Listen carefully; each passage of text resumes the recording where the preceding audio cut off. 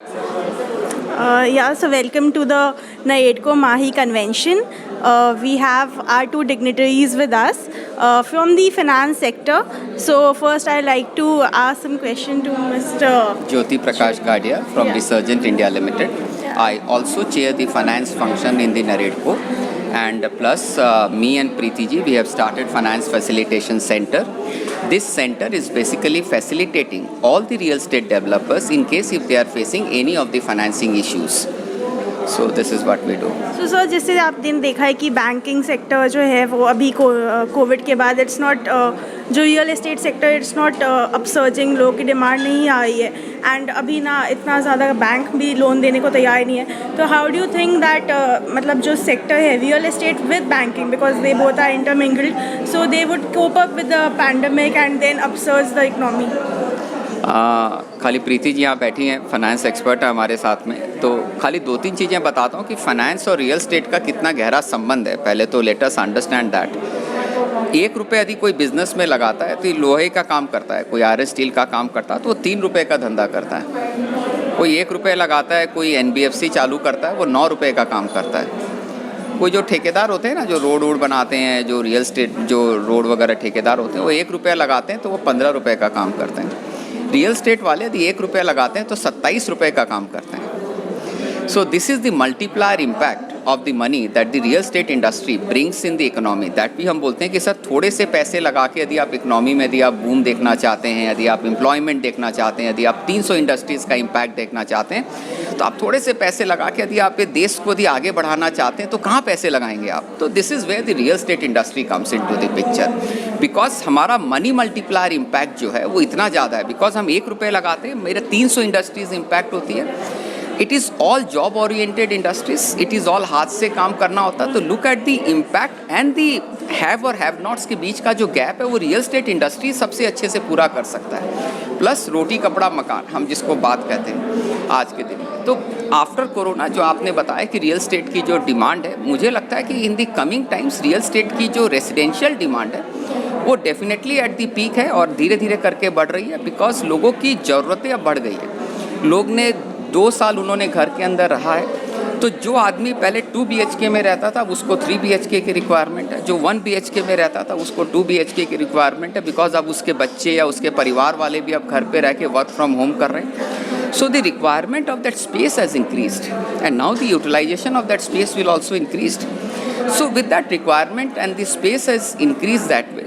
और अब लोगों ने लास्ट 6 साल से जैसा रियल एस्टेट का तरीका देखा है कि अब कोई लोग अब नक्शे में माल नहीं खरीदते हैं, अब फिनिश प्रोडक्ट लोग लेना चाहते हैं. जब लोग फिनिश प्रोडक्ट खरीदना चाहते हैं तो थोड़ा सा रियल एस्टेट डेवलपर की जो फाइनेंसिंग वाली जो आप बात कर रहे थे, अब वो फाइनेंशियल क्लोजर पैसा लाना अब इसलिए इम्पॉर्टेंट हो गया. बिकॉज लोग जब तक आप माल बनाएंगे नहीं या जब तक सब्सटेंशियल आपका जब तक नहीं बनेगा उस समय तक माल नहीं बिकता है. तो इसका मतलब आपको लगभग 70-80% ऑफ द प्रोजेक्ट कॉस्ट आपको पहले पैसा लेके आना पड़ता है. और अब रेरा आने से क्या हो गया कि आपके पैसे इस प्रोजेक्ट के पैसे उस प्रोजेक्ट में नहीं लग सकते और इसके पैसे उसमें नहीं लग सकते. सो अब धीरे धीरे करके रियल एस्टेट इंडस्ट्री में 2 चीज़ें अब देखने को मिल सकती है. एक कंसोलिडेशन की तरफ जाएगा. बिकॉज अब किसी के पास लैंड है, कोई कंस्ट्रक्शन कर सकता है, कोई मार्केटिंग कर सकता है. पहले क्या था कि सिंस लैंड की प्राइसेस इतनी फटाफट बढ़ रही थी तो मैं दी डिले भी करता था, मैं दी इनएफिशिएंट भी होता था. तो I was rewarded for that. Because पड़ी चीज़ों के दाम बढ़ रहे थे. तो यदि पड़े दाम बढ़ रहे हैं तो मैं क्यों काम करूँगा. अब वैसा नहीं है. अब आपको यदि रिटर्न लेके आना है यदि पैसे के अंदर, तो आपको जल्दी काम करके आपको रिटर्न बढ़ाना पड़ेगा. तो आप जितना ज़्यादा काम करेंगे, जितना ज़्यादा आप बिजनेस करेंगे, आपका रिटर्न उससे होगा. इसका मतलब business efficiency has now taken an important role. So now financing, fund closure, financing of the project, finance planning, all these things, छोटे छोटे खर्चे, फाइनेंस के रुपए यदि एक दिन भी यदि प्रोजेक्ट डिले होता है या पैसे यदि आपको राइट टाइम पे एक दिन भी नहीं मिलते हैं तो the entire project get loss for another 2 to 3 months.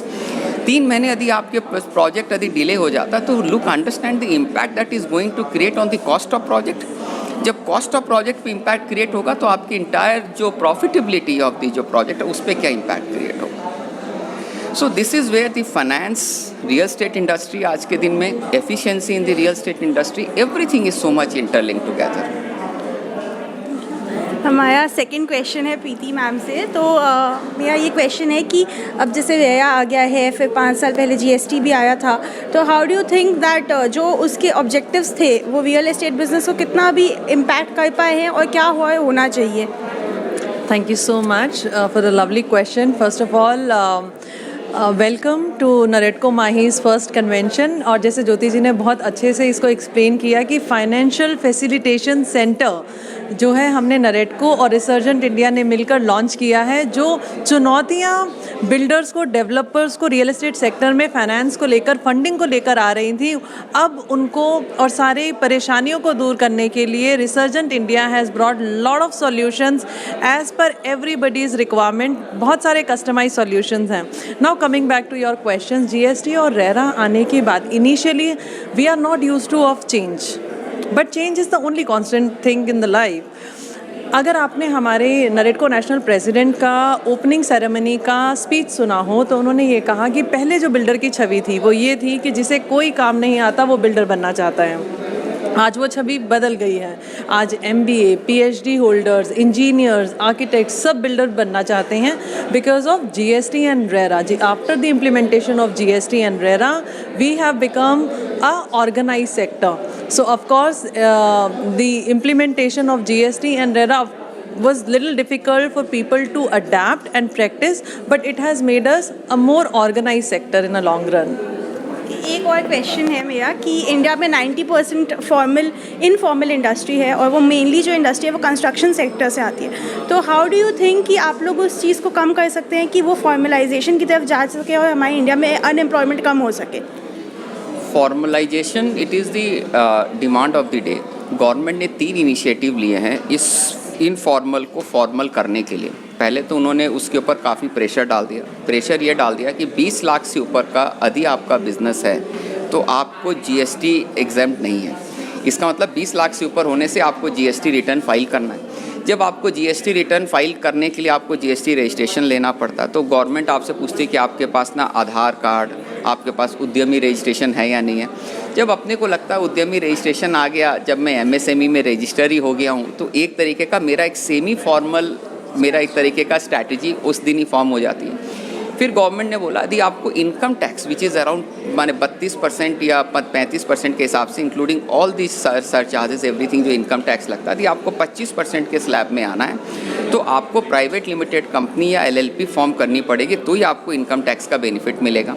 तो वो सेक्टर के लिए अभी इंसेंटिव है कि 8% का मेरे को इनकम टैक्स का बेनिफिट मिलेगा यदि मैं थोड़ा सा फॉर्मल स्ट्रक्चर में जाता हूँ।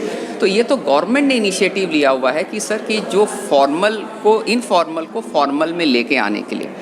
रिगार्डिंग एनीथिंग सर, आज के दिन में जो कॉन्ट्रैक्टर है, जिस भी हम बड़ी कंपनीज़ के लिए जिसके लिए भी हम काम करते हैं, यदि हम उसको GST रिटर्न नहीं देंगे तो उसके लिए वो इनपुट कॉस्ट का वो क्रेडिट नहीं ले पाएगा।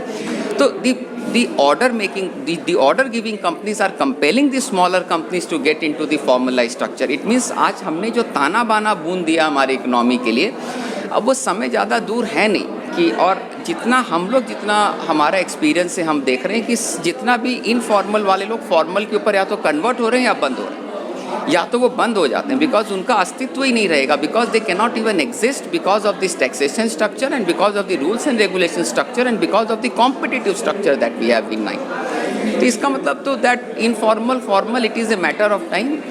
काफ़ी फास्टनेस से मेरे को लगता है कि इन दोनों के बीच में आपस का गैप कम हो रहा है और धीरे धीरे करके इससे 1-2 साल की और बात है, तब तक ये कम हो जाएगा। से India has to move towards that. Thank you so much. Thank you so much, ma'am. Thank you.